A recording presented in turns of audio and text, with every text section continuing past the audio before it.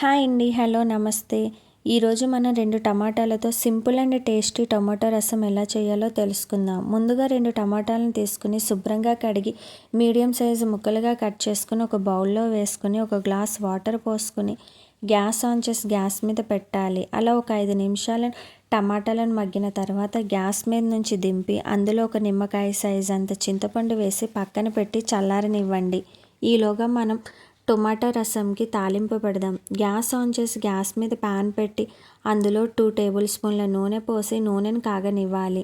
అలా నూనె కాగాక అందులో ఆవాలు, జీలకర్ర, ఎండుమిర్చి, కచ్చాపచ్చాగా దంచిన వెల్లుల్లి, కరివేపాకు, ఉల్లిపాయ ముక్కలు కొంచెం 5 పచ్చిమిర్చి ముక్కలు వేసి హీట్ అయిన ఆయిల్లో వేసి తాలింపు పెట్టుకోవాలి.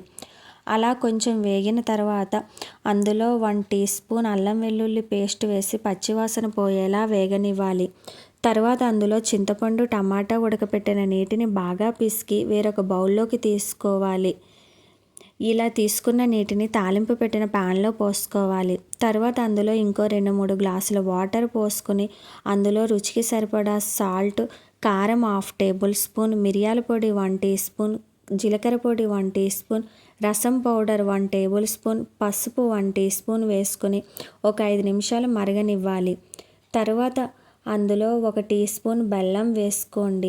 అలా బెల్లం వేసుకోవడం వల్ల చింతపండు పులుపు బ్యాలెన్స్ అవుతుంది.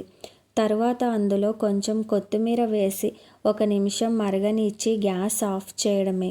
అంతే, ఎంతో టేస్టీ అయిన టొమాటో రసం రెడీ.